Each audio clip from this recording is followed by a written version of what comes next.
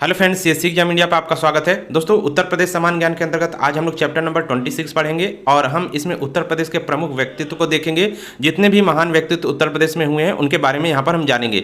दोस्तों, यहाँ से बता दें, हम एक या दो क्वेश्चन जरूर आपके एग्जाम में आते हैं, तो ये काफ़ी इंपॉर्टेंट चैप्टर आपका रहने वाला है। इसके साथ ही दोस्तों हम बता दें, इसका PDF आपको हमारे टेलीग्राम चैनल पर मिल जाएगा। लिंक डिस्क्रिप्शन बॉक्स में है टेलीग्राम चैनल का, आप ज्वाइन कर लीजिए, जहाँ से आप PDF डाउनलोड करके इसका दोबारा रिवीजन कर सकते हैं। तो चलिए दोस्तों शुरू करते हैं। सबसे पहले यहाँ पर हम पढ़ेंगे स्वतंत्रता सेनानी जो भी आपके उत्तर प्रदेश में हुए हैं उनके बारे में यहाँ पर पढ़ेंगे। तो देखिए, सबसे पहले यहाँ पर जो नाम आता है आपका स्वतंत्रता सेनानी में, वो रानी लक्ष्मीबाई का आता है। तो इनके बारे में देखते हैं। तो यहाँ पे देखिए, महान वीरांगना लक्ष्मीबाई के बचपन का नाम मनु था, ध्यान रखिएगा। ये पेशवा बाजीराव द्वितीय के दत्तक पुत्र नाना साहब की पुत्री थी। इनका पालन पोषण अंग्रेज के पेंशनर पेशवा बाजीराव द्वितीय की देखरेख में बिठूर में हुआ था। बाजीराव इन्हें छबीली के नाम से बुलाते थे। पेशवा से इन्होंने घुड़सवारी और तलवारबाजी सीखी थी। नेक्स्ट यहाँ पे देखिए, इनका विवाह जो हुआ था, झांसी के जो आपके राजा थे, महाराज थे गंगाधर, उनसे विवाह हुआ था। इनका नाम फिर मनु से रानी लक्ष्मीबाई हो गया। जल्द ही ये विधवा हो गई, यानी इनके पति का देहांत हो गया, तो फिर ये झांसी की रानी लक्ष्मीबाई यहाँ पर बन गई। इसके बाद यहाँ पर देखिए, गंगाधर राव की मृत्यु के बाद गवर्नर जनरल डलहौजी ने हड़प नीति द्वारा झांसी को क्या किया, 7 मार्च 1854 को अंग्रेजी साम्राज्य में सम्मिलित कर लिया। इसके बाद देखिए, महारानी लक्ष्मीबाई ने अपने दत्तक पुत्र दामोदर राव को उत्तराधिकारी स्वीकार कराने का कंपनी सरकार से प्रयास किया, परंतु असफल रही। बेगम हजरत महल, तो यहाँ पर आपने रानी लक्ष्मीबाई के बारे में देखा, काफ़ी इंपॉर्टेंट है, इनकी कुछ पॉइंट है जो आप ध्यान रखिएगा। नेक्स्ट यहाँ पे देखिए, बेगम हजरत महल आती हैं, तो ये भी काफ़ी इंपॉर्टेंट है। बेगम हजरत महल जो थी वो अवध के अंतिम नवाब वाजिद अली शाह को बंदी बनाकर, ये मतलब जो थी वो नवाब वाजिद अली शाह की पत्नी थी। अब ये कहाँ, अवध मतलब यहाँ पर देखिए लखनऊ के आसपास का जो एरिया आता था वो सब इसमें आता था आपका। तो जो वाजिद अली शाह थे उनको अंग्रेजों ने क्या किया, बंदी बनाकर कोलकाता में रखने के कारण उनकी महारानी बेगम हजरत महल ने 1857 में विद्रोह में अपने नाबालिग पुत्र बिरजिस कादिर को अवध का नवाब घोषित कर लखनऊ में विद्रोह के नेतृत्व किया। यानी कि यदि आपका कभी क्वेश्चन आता है कि लखनऊ से विद्रोह जो हुआ था 1857 का, उसमें नेतृत्व किसने किया था, तो बेगम हजरत महल ने, ध्यान रखिएगा इसको। सितंबर 1858 में अंग्रेजों ने लखनऊ पर पुनः अधिकार कर लिया, लेकिन महारानी नेपाल पलायन कर गई।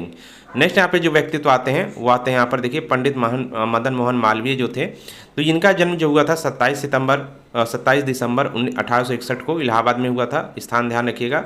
इसके बाद क्योंकि आपका डायरेक्ट क्वेश्चन आता है कि पंडित मदन मोहन मालवीय का जन्म कहाँ पर हुआ था, तो डायरेक्ट आपका इलाहाबाद यहाँ पर हो जाएगा। वर्ष 1902 में ये संयुक्त प्रांत की विधान परिषद के लिए निर्वाचित किए गए। 1910-20 के बीच में केंद्रीय विधानसभा के सदस्य रहे। द्वितीय गोलमेज सम्मेलन में इन्होंने भाग लिया था। इन्होंने बनारस हिंदू विश्वविद्यालय की स्थापना की। तो BHU की स्थापना किसने की थी, तो मदन मोहन मालवीय के प्रयासों से इसकी स्थापना हुई थी, ध्यान रखिएगा। नेक्स्ट यहाँ पर कुछ देखते हैं जो व्यक्तित्व नेक्स्ट है, इनको देखते हैं। तो ये है नाना साहब। तो इनका प्रारंभिक नाम जो था वो देखिए गोविंद था, लेकिन ये अपने परिवार में धोधो पंत के नाम से चर्चित थे। तो कभी कभी आपका उपनाम से भी क्वेश्चन आता है। इनका पालन पोषण पेशवा बाजीराव द्वितीय के दत्तक पुत्र के रूप में बिठूर में किया गया था और प्यार से इन्हें नाना कहते थे। अंग्रेजों द्वारा पेशवा पद समाप्त किए जाने और अन्य कारणों से असंतुष्ट नाना ने 1857 में विद्रोह में कानपुर का नेतृत्व किया। तो कभी भी आपका क्वेश्चन आता है कि कानपुर से 1857 के विद्रोह में किसने भाग लिया था, तो आपके नाना साहब। नेक्स्ट यहाँ पे देखते हैं राम प्रसाद बिस्मिल। तो ये देखिए उत्तर प्रदेश के व्यक्तित्व रहे हैं। इनका जन्म शाहजहांपुर में हुआ था। तो जिला जरूर ध्यान रखिएगा, काफ़ी इंपॉर्टेंट है। ये महान क्रांतिकारी और चंद्रशेखर आज़ाद के सहयोगी थे। काकोरी कांड में वर्ष 1927 में इन्हें गोरखपुर में फांसी दे दी गई थी। तो किस कारण से, काकोरी कांड के कारण, ये ध्यान रखिएगा। नेक्स्ट यहाँ पे देखिए तात्या टोपे हैं। तो इनका जो मूल नाम था वो रामचंद्र पांडुरंग था। कई बार क्वेश्चन आपका आया हुआ है, रामचंद्र पांडुरंग किसका मूल नाम यहाँ पर था। लक्ष्मीबाई के साथ इनका पालन पोषण बिठूर में पेशवा बाजीराव द्वितीय की देखरेख में हुआ था और पेशवा ने इन्हें तात्या टोपे नाम दिया था। ये नाना साहब के सेनापति थे। इन्होंने 1857 की क्रांति में बिठूर, झांसी और कालपी में अंग्रेजों के विरुद्ध लड़ाई में नेतृत्व प्रदान किया। नेक्स्ट यहाँ पे देखिए मोतीलाल नेहरू। तो इनका जन्म देखिए कहाँ पर हुआ था, तो मोतीलाल नेहरू का यहाँ पर जन्म हुआ था आपका इलाहाबाद में 1861 में। ईयर ध्यान रखिएगा और स्थान ध्यान रखिएगा, जिला। इनकी गणना भारत के प्रतिभाशाली वकीलों में की जाती थी। असहयोग आंदोलन के अंतर्गत इन्होंने महत्वपूर्ण भूमिका निभाई। 1919 के अमृतसर और 1928 के कलकत्ता में कांग्रेस का जो अधिवेशन हुआ था उसमें इन्होंने अध्यक्षता की थी। तो ये दोनों अध्यक्षता ध्यान रखिएगा, अमृतसर का और कलकत्ता का। गांधी जी द्वारा असहयोग आंदोलन स्थगित करने के कारण 1923 में चित्तरंजन दास के साथ मिलकर इन्होंने स्वराज पार्टी की स्थापना की। तो ये ध्यान रखिएगा, काफ़ी इंपॉर्टेंट है। 1930 में इनका निधन हो गया। मृत्यु से पूर्व इन्होंने कहा था, मैं स्वाधीनता में भारत से मरना चाहता हूँ, मैं स्वतंत्र भारत में मरना चाहता हूँ, परंतु मेरी इच्छा पूर्ण नहीं हो सकी। मतलब ये चाहते थे कि मैं स्वतंत्र भारत में मेरी मृत्यु हो सके। नेक्स्ट यहाँ पे देखिए, नेक्स्ट जो व्यक्तित्व हैं पंडित जवाहरलाल नेहरू हैं। तो ये देखिए, भारत के प्रथम प्रधानमंत्री श्री नेहरू का जन्म 14 नवंबर 1879 को इलाहाबाद में हुआ था। ये 1889 है, 1889 में इलाहाबाद में हुआ था। 1923 में इन्होंने भारतीय राष्ट्रीय कांग्रेस का महासचिव बनाया गया। 1929 में कांग्रेस के लाहौर अधिवेशन की इन्होंने अध्यक्षता की थी। तो ये ध्यान रखिएगा, पूर्ण स्वाधीनता को कांग्रेस का लक्ष्य निर्धारित किया था, इसी जो आपका लाहौर अधिवेशन हुआ था। तो दोस्तों काफ़ी इंपॉर्टेंट है। ये आपके जो मोतीलाल नेहरू थे उनके ये पुत्र थे जवाहरलाल नेहरू। उसके बाद देखिए यहाँ पर नेक्स्ट है चंद्रशेखर आज़ाद। तो उत्तर प्रदेश के व्यक्तित्व रहे हैं ये भी। इनका जन्म 23 जुलाई 1906 को उन्नाव में हुआ था। मोस्ट इंपॉर्टेंट है, आपका क्वेश्चन ये आ सकता है। इन्होंने मात्र 14 वर्ष की आयु में स्वतंत्रता आंदोलन में भाग लिया था। इन्होंने हिंदुस्तान सोशलिस्ट रिपब्लिक एसोसिएशन नामक क्रांतिकारी संगठन का नेतृत्व किया या बनाया। 27 फरवरी 1931 को इलाहाबाद के अल्फ्रेड पार्क में पुलिस से घिर जाने के बाद इन्होंने स्वयं को गोली मार ली और शहीद हो गए। तो ये काफ़ी इंपॉर्टेंट यहाँ पर है। नेक्स्ट यहाँ पे देखिए, राम मनोहर लोहिया काफ़ी इंपॉर्टेंट है, उत्तर प्रदेश के व्यक्तित्व हैं। तो देखिए 23 मार्च 1910 को अम्बेडकर नगर के जिले के अकबरपुर गाँव में जन्मे लोहिया गांधी जी के समर्थक थे तथा 10 वर्ष की अवस्था में इन्होंने एक सत्याग्रह में भाग लिया। वर्ष 1928 में साइमन आयोग के विरोध में इन्होंने छात्र आंदोलन का नेतृत्व किया था। काफ़ी इंपॉर्टेंट है ये भी। इसके बाद आपका जो नेक्स्ट व्यक्तित्व है वो यहाँ पर देखिए, लाल बहादुर शास्त्री हैं। इनका जन्म 2 अक्टूबर 1904 को मुगलसराय में हुआ था। 1921 में ये महात्मा गांधी से प्रभावित होकर राष्ट्रीय आंदोलन में कूद पड़े और कई बार जेल गए। 1951 में ये कांग्रेस के महामंत्री बने। पंडित नेहरू की मृत्यु के बाद 1964 में भारत के प्रधानमंत्री बने। तो ये काफ़ी इंपॉर्टेंट है, कब प्रधानमंत्री बने थे? 1964 में भारत के लाल बहादुर शास्त्री। नेक्स्ट यहाँ पर कुछ साहित्यिक व्यक्तित्व देख लेते हैं। इसके बाद अन्य व्यक्तित्व भी जो होंगे उनको अच्छे से वहाँ पर हम कवर करेंगे। तो यहाँ पर देखिए, निजामुद्दीन औलिया, ये साहित्यिक कुछ व्यक्तित्व हैं। तो ये प्रमुख कौन थे? सूफी संत थे। इनका जन्म 1236 में बदायूं में हुआ था। ध्यान रखिएगा, ये क्वेश्चन भी आपका आया हुआ है। ये बाबा फरीद के शिष्य थे। इन्होंने अपना संपूर्ण जीवन सूफी धर्म के प्रचार प्रसार में लगाया। नेक्स्ट आपके यहाँ पर है कबीरदास। तो कबीरदास का जन्म कई बार आपके क्वेश्चन आपके एग्जाम में आता है। कबीरदास का जन्म 1425 ईस्वी में वाराणसी में हुआ था। इनका पालन पोषण जुल्हा दंपति नीरू व नीमा ने किया था। इनके गुरु का नाम रामानंद था।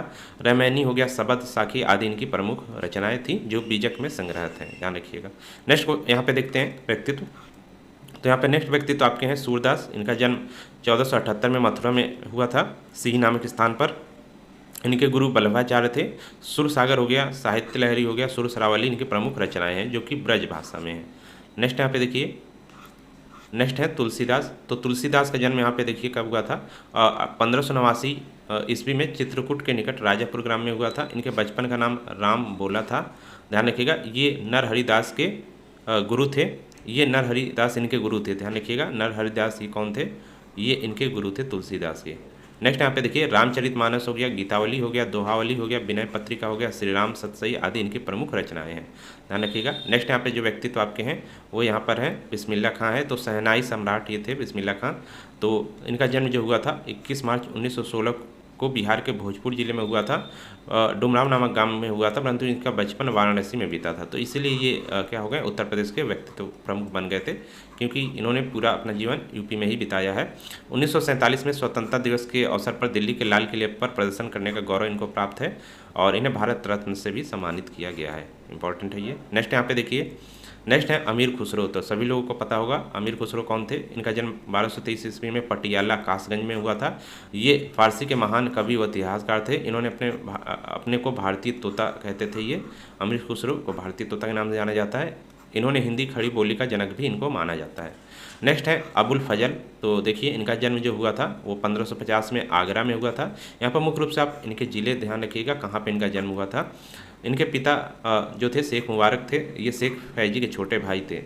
ये जो फैजी थे अबुल फजल, जो अकबर के सभी लोग पता होगा अकबर के दरबार में जो रहते थे, तो नवरत्नों में से एक थे ये।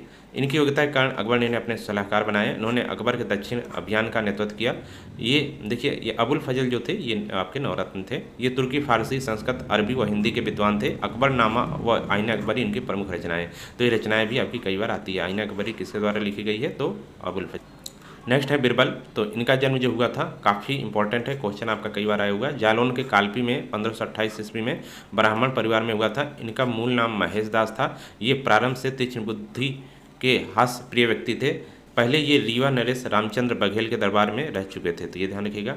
उसके बाद आपका आता है शेख फैजी। तो शेख फैजी देखिए, इनका जन्म 1547 में आगरा में हुआ था। ये अकबर के दरबार में श्रेष्ठ कवि व विद्वान थे। अकबर शेख फैजी की प्रतिभा पर मुग्ध था। ये इतिहासविद, श्रेष्ठ कवि व चिकित्सक थे, तो ये ध्यान रखिएगा। इनका जन्म कहाँ पे हुआ था? आगरा में, शेख फैजी का। मेन जिला ध्यान रखिएगा। प्रमुख खिलाड़ी जो व्यक्तित्व रहे हैं उनको देख लेते हैं यहाँ पर। तो यहाँ पे देखिए सुरेश रैना आपके हैं, तो उत्तर प्रदेश के बाएं हाथ के बल्लेबाज ये रहे हैं। तो सुरेश रैना ये आपके उत्तर प्रदेश से संबंधित है। मोहम्मद कैफ की बात करें तो प्रसिद्ध भारतीय क्रिकेटर मोहम्मद कैफ का जो जन्म हुआ था वो 1980 में इलाहाबाद में हुआ था, ध्यान रखिएगा। 2000 में जूनियर विश्व कप और भारतीय टीम की कप्तानी इन्होंने की थी तथा टीम को विजयी दिलाई। वर्ष 2000 में दक्षिण अफ्रीका के विरुद्ध बेंगलुरु में प्रथम टेस्ट मैच खेला था। तो ये मोहम्मद कैफ भी उत्तर प्रदेश से रिलेटेड थे।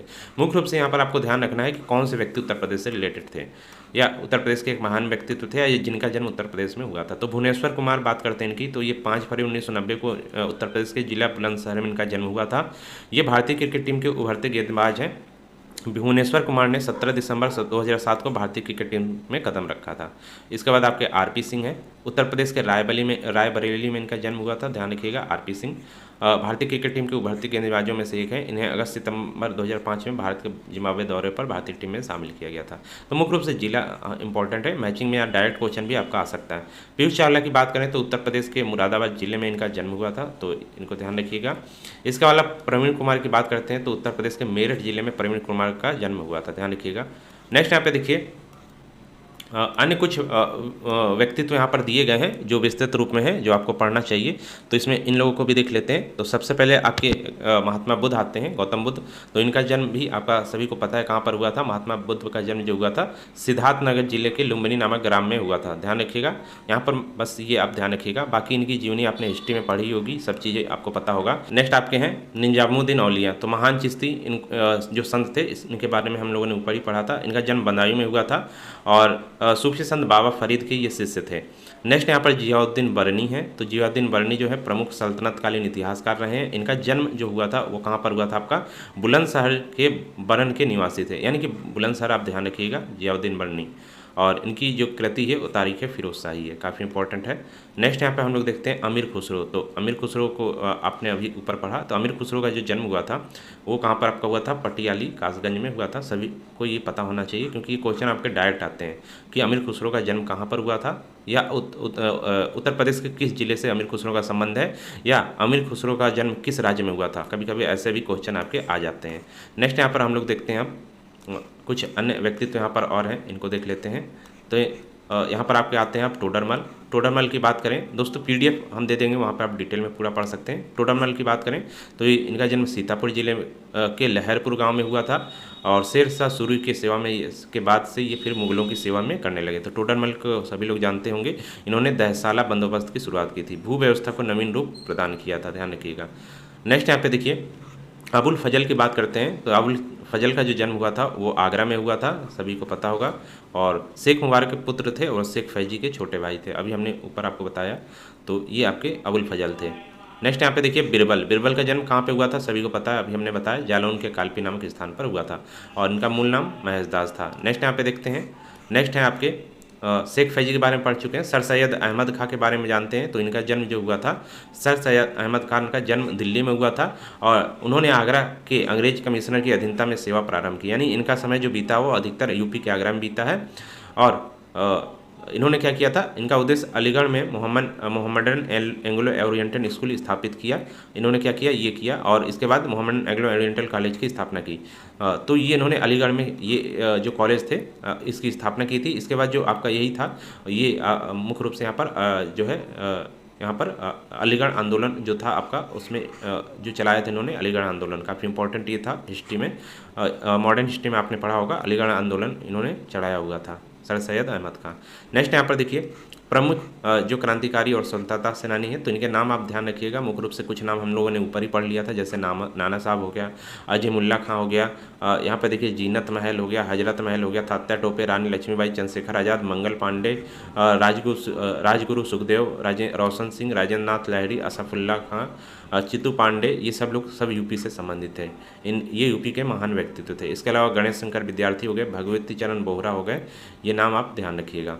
नेक्स्ट यहाँ पे देखते हैं, तो रानी लक्ष्मीबाई के बारे में आप लोगों ने पढ़ा, अजीजन बेगम भी ध्यान रखिएगा। इसके बाद आपका यहाँ पर देखिए नाना साहब के बारे में भी आप लोगों ने पढ़ा, तात्या टोपे के बारे में भी पढ़ा है, मदन मोहन मालवीय भी हम लोगों ने पढ़ लिए हैं। इसके बाद आपका आते हैं चंद्रशेखर आज़ाद भी पढ़ लिए हैं, मंगल पांडे भी पढ़ लिए। यहाँ पर देखिए मंगल पांडे जो थे बैरकपुर पश्चिम बंगाल में 34वें देशी पलटन के सिपाही थे। चर्बी वाले कारतूस में प्रयोग पर इन्होंने सार्जेंट मेजर ह्यूसन गोली मार दी थी। 8 अप्रैल 1857 को फांसी दे दिया गया था। उसके बाद चित्तू पांडे बलिया के स्थानीय निवास कांग्रेसी नेता, 1942 में भारत छोड़ो आंदोलन के दौरान 10 अगस्त 1900 को बलिया में क्या किया गया था, इन्होंने अस्थायी सरकार का नेतृत्व किया था। तो चित्तू पांडे को ध्यान रखिएगा, बलिया में इन्होंने अस्थायी सरकार का क्या की गठन किया था, ध्यान रखिएगा, इंपॉर्टेंट है। नेक्स्ट यहाँ पे देखिए पंडित जवाहरलाल नेहरू। तो पंडित जवाहरलाल नेहरू का जन्म जो हुआ था इलाहाबाद में हुआ था। इनके बारे में भी हम लोगों ने ऊपर पढ़ लिया है। पंडित जवाहरलाल नेहरू देखिए, इनके बारे में हम लोगों ने ऊपर अभी पढ़ा था। इनका जन्म कहाँ पे हुआ था, इलाहाबाद में हुआ था।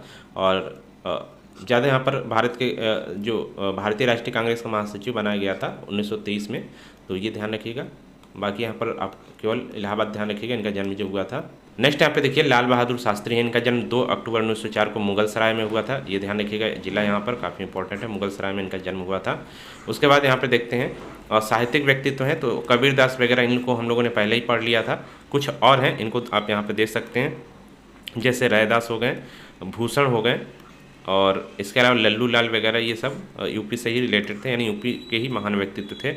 आचार्य हजारी प्रसाद द्विवेदी, मैथिली शरण गुप्त, ये ज़्यादा इंपॉर्टेंट नहीं है। मुख्य रूप से जो इंपॉर्टेंट थे हम लोग ने ऊपर पढ़ लिया है, तो पीडीएफ में आप इसको पढ़ सकते हैं थोड़ा और जानकारी के लिए।